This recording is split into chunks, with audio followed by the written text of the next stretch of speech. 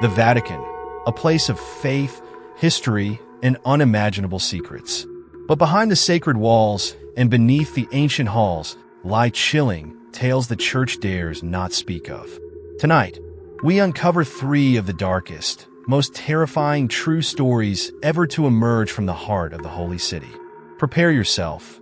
What you're about to hear will change the way you see the Vatican forever.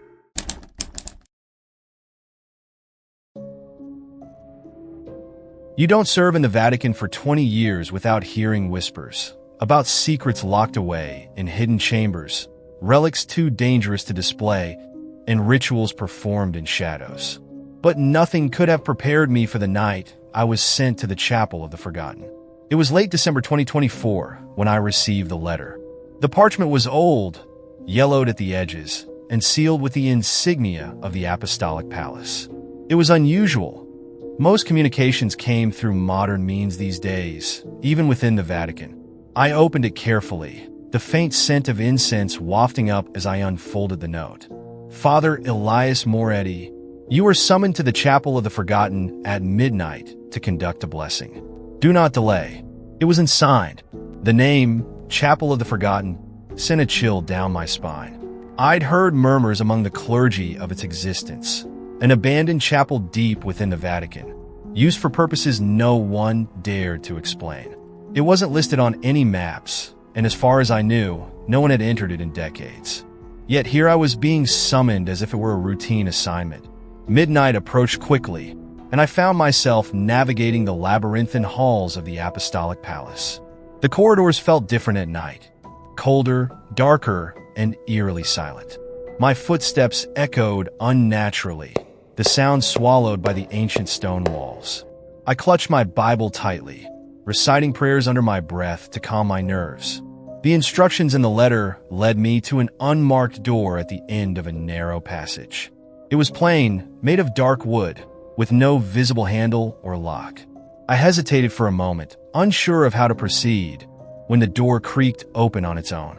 The air that escaped from within was stale and heavy, carrying the faint smell of damp stone and something metallic.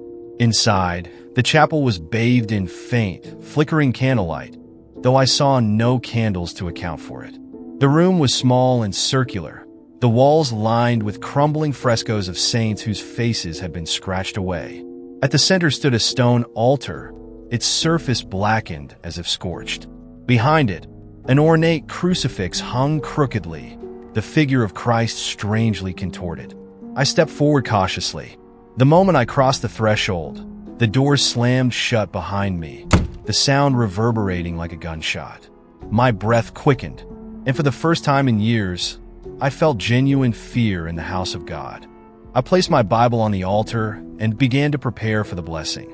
My hands trembled as I sprinkled holy water, the droplets hissing as they touched the stone. The air grew colder with every word I spoke, my voice echoing unnaturally in the small space. As I recited the rites, I became aware of a presence.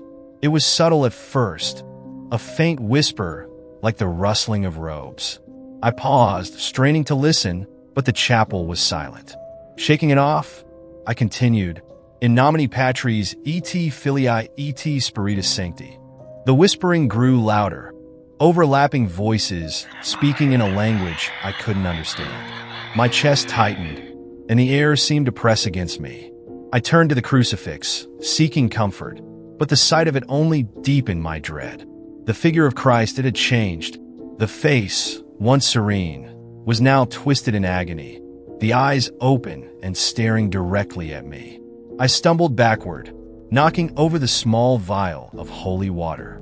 It shattered on the stone floor, the liquid spreading like blood. The whispering became a cacophony, filling the chapel with a deafening roar. Then it stopped. The silence was suffocating. I turned slowly, and my heart nearly stopped. Standing in the shadows near the far wall was a figure. It was robed, its face obscured by a deep hood, but its presence was overwhelming. My legs refused to move as it began to glide toward me, its steps silent despite the stone floor. "Who are you?" I managed to choke out. It didn't respond. Instead, it raised a hand, bony and pale, and pointed to the altar. I followed its gesture and saw something I hadn't noticed before, a small, ornate box resting on the blackened surface. It hadn't been there when I started. My instinct screamed at me to leave, but I couldn't move. My gaze was fixed on the box. It was made of dark wood, inlaid with silver designs that seemed to shift when viewed from different angles. Latin inscriptions adorned its edges, though I could only make out fragments. Ex tenebris in aeternum. From darkness into eternity. The figure remained motionless as I approached the altar. With shaking hands, I reached for the box. The moment my fingers touched it, a wave of nausea washed over me. The air grew colder, and a deep, guttural growl resonated through the chapel. I lifted the lid. Inside was a small, withered object wrapped in cloth. As I unfolded it, my stomach turned. It was a human finger, blackened and decayed, with a ring still clinging to the bone. The ring was gold, engraved with a symbol I didn't recognize, a circle intersected by jagged lines. Suddenly, the growl intensified, shaking the very walls of the chapel. The frescoes began to bleed, dark streaks oozing down from the faceless saints. The hooded figure moved closer, its presence suffocating.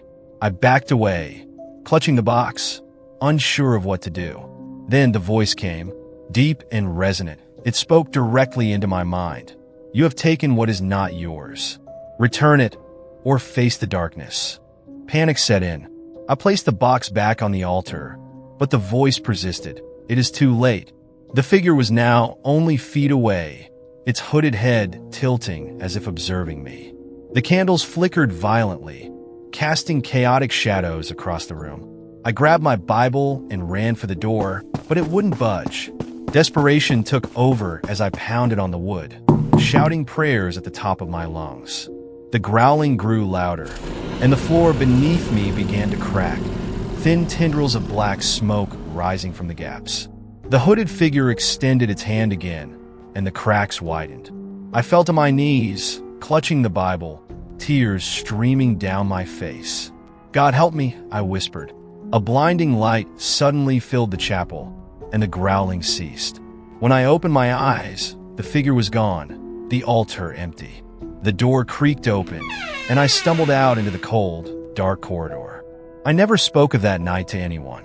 The Chapel of the Forgotten was sealed the next day, its location erased from Vatican records. But I can still feel its presence, its cold grip on my soul. And sometimes, in the dead of night, I hear the whisper, "You have seen too much."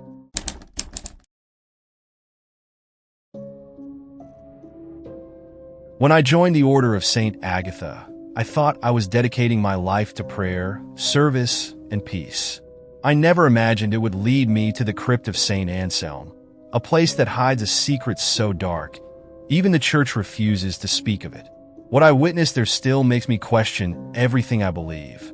It was late October 2024 when Mother Superior called me into her office. The air in the abbey was crisp, the first signs of winter creeping through the ancient stone walls. Her expression was grave as she handed me an envelope marked with the Vatican seal. "Sister Beatrice," she said, her voice heavy, "you've been chosen for a special task. The church has need of you in Rome." The letter inside was brief, its words careful and veiled. "Proceed to the Basilica of St. Anselm. Further instructions will be given upon arrival. Do not discuss this mission with anyone." The Basilica of St. Anselm was an obscure site, known to few outside the church. It was said to house the remains of St. Anselm, a 13th century martyr whose death was shrouded in mystery. I'd heard whispers from other sisters over the years, rumors of strange rituals and unexplainable events tied to the crypt beneath the basilica. When I arrived in Rome, I was greeted by Father Angelo, a solemn man whose sunken eyes spoke of many sleepless nights. He led me to the basilica without a word, his silence only heightening my anxiety. The basilica itself was imposing, its towering spires clawing at the overcast sky. Inside, the air was thick with incense, masking a faint metallic odor that lingered just beneath. "The crypt," Father Angelo said finally, as we stood before a set of iron doors. Your task is to retrieve an artifact that must never see the light of day. I wanted to ask what artifact, why me, and why now? But the look in his eyes silenced me. Instead, I nodded and followed him as he pushed open the doors, revealing a narrow staircase that descended into darkness. The stairs seemed endless, spiraling downward into the earth. The deeper we went, the colder it became, the damp air clinging to my skin. The flickering torch Father Angelo carried cast distorted shadows on the stone walls, each one looking like a figure reaching out to grab me. At last, we reached the crypt. It was far larger than I expected, a cavernous space carved into the bedrock. Rows of tombs lined the walls, their inscriptions worn and illegible. In the center stood a stone altar, its surface engraved with intricate symbols that seemed to shift under the wavering light. "This is where Saint Anselm rests," Father Angelo said, gesturing to a large sarcophagus behind the altar. "But your task lies there." He pointed to a smaller, nondescript tomb in the corner, its lid slightly askew. As I approached the tomb, a sense of unease washed over me. The air felt heavier, thicker, as if the room itself was resisting my presence. I placed my hands on the cold stone lid and pushed it aside. Inside was a wooden box, its surface blackened and cracked with age. The smell that emanated from it was overwhelming, a sickly sweet odor that made my stomach churn. "Do not open it here," Father Angelo warned, his voice trembling. "Bring it to the altar." I carried the box to the altar, its weight far greater than it should have been. As I set it down, the torches dimmed, their flames shrinking to faint embers. A low, droning hum filled the crypt, vibrating through the stone. "What is this?" I whispered. Father Angelo didn't answer. He simply began to chant, his voice steady but strained, as if pushing back against an unseen force. As Father Angelo chanted, the symbols on the altar began to glow faintly, their patterns pulsing like a heartbeat. The hum grew louder, now interspersed with what sounded like whispers. I couldn't understand the words, but their intent was clear. They didn't want us there. The box began to tremble. I stepped back, my heart pounding, as cracks formed along its surface.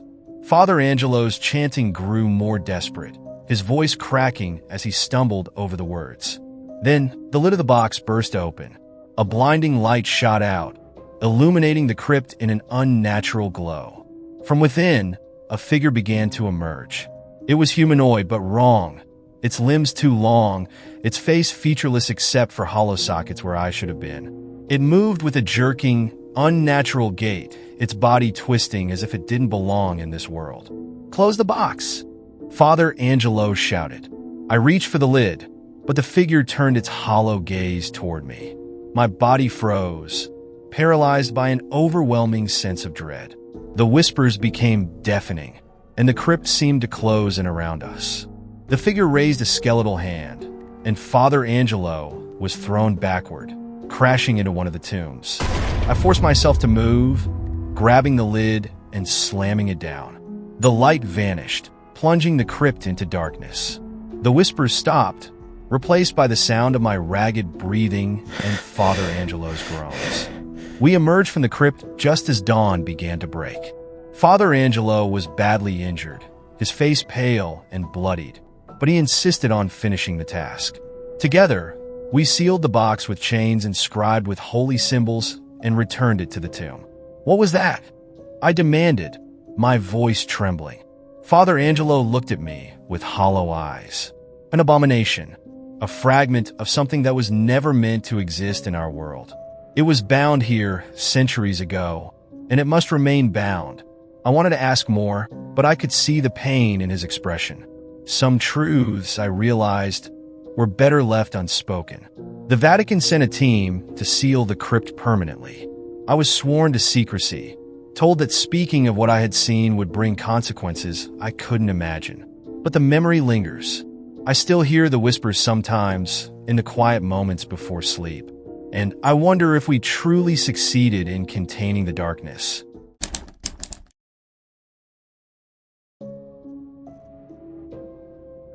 There are places in the Vatican that even the most devout fear to tread. I was a skeptic, a man of reason, until the night I was summoned to the Reliquary of St Casas. That night, I learned that some relics are better left buried. I had always considered myself a rational man. As a historian assigned to the Vatican's archives, my work focused on preserving knowledge, not chasing shadows. But one cold evening in December 2024, I was called to an emergency meeting with Cardinal Mancini, the prefect of sacred relics. The cardinal's office was dimly lit, the heavy drapes drawn tight against the encroaching night. He didn't waste time with pleasantries. Father Alvarez, he began, "We have a situation in the Reliquary of St Casas. You're to accompany me there immediately." "The reliquary?" I asked, puzzled. The chamber was one of the most restricted areas in the Vatican, housing relics deemed too sacred or too dangerous to display. Few had ever seen its contents, and even fewer spoke of them. The cardinal's expression was grave. "There have been disturbances, unexplained phenomena.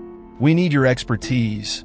As we made our way through the labyrinthine halls, I pressed for details, but the cardinal remained tight-lipped. The journey ended at a set of iron doors, their surface etched with ancient prayers. 2 Swiss guards stood watch, their faces pale and drawn. One of them muttered a prayer as he unlocked the doors, and we stepped inside. The reliquary was colder than I expected, the air thick with the scent of old stone and incense. Rows of glass cases lined the walls, each containing relics of saints, fragments of bone, scraps of cloth, and rusted nails. But one case stood apart from the rest, shrouded in black velvet. "It began 2 nights ago," the cardinal said, gesturing to the covered case. "The Reliquary of St Casas. At night, the guards report hearing screams." "Screams?" I echoed, disbelief creeping into my voice. He nodded. "And worse, the veil moves as if something inside is alive." That first night, I insisted on staying in the reliquary to observe. Cardinal Mancini left me with a simple directive: do not touch the case. Alone in the chamber, I set up my notes and began to document the relics around me. The hours dragged on in silence, the only sound the faint scratching of my pen. But as the clock struck midnight, the atmosphere changed. A cold wind swept through the room, though no doors or windows were open. The candles flickered violently, their flames bending toward the shrouded case. Then I heard it, a low, guttural moan, rising from beneath the velvet. My rational mind fought to explain it. Perhaps it was a trick of the wind or the creaking of old wood. But as the sound grew louder, turning into a wail of agony, I felt the hair on my neck stand on end. I approached the case cautiously. The moaning stopped, replaced by silence so profound it was almost deafening. Then the veil moved. It was subtle at first, a faint ripple as if something inside had shifted. But soon, the movement became violent, the fabric billowing as if caught in an unseen storm. I stumbled back, my pulse hammering in my ears. A single, piercing scream erupted from the case, so loud and raw that I dropped to my knees, covering my ears. When it finally stopped, the reliquary was still, but the room felt darker, heavier, as if something had been unleashed. The next morning, I confronted Cardinal Mancini. "What is in that reliquary?" I demanded. He sighed heavily, gesturing for me to sit. St. Casas was not a saint, he admitted. He was an exorcist and a heretic. The church condemned his methods, but his relics were too powerful to destroy. My stomach churned. "What kind of relics?" "A fragment of his skull," the cardinal replied. "It said he bound a demon to it, trapping it for eternity." "But eternity?" He trailed off, his eyes dark. "Perhaps eternity has limits." That night, I returned to the reliquary, determined to learn the truth. The chamber felt even colder, the air oppressive. The veil over the case now seemed to pulse faintly, as if alive. I knelt before it and began to pray, my voice trembling as I recited the Lord's Prayer. Halfway through, the veil disintegrated, turning to ash before my eyes. The reliquary was revealed, an ornate, glass case containing a jagged fragment of bone. Inscribed on the glass were Latin phrases I couldn't decipher. The room grew darker, shadows pooling unnaturally in the corners. Then the bone moved. The bone began to vibrate, emitting a low, resonant hum. The Latin inscriptions on the case glowed red, then faded as cracks formed in the glass. I scrambled back, shouting prayers, but it was too late. The glass shattered, and an inhuman roar filled the chamber. A black, smoky figure rose from the remains of the reliquary, its form twisting and shifting as if struggling to take shape. Eyes like burning coals fixed on me, and I felt an overwhelming wave of hatred and despair. "You should not have come," it hissed, its voice echoing with 1,000 others. The figure lunged toward me, but I held up my crucifix, shouting, "In the name of Christ, I command you to return to the void." The entity recoiled, its form flickering as if weakened. The candles in the room blazed brighter, and a blinding light filled the chamber. When the light faded, the figure was gone, and the reliquary lay in ruins. Cardinal Mancini arrived moments later, his face ashen. "We must seal this chamber forever," he said. The reliquary was destroyed, its remnants buried in an unmarked grave. But I still hear the screams in my dreams, and I know the darkness we faced that night is not truly gone.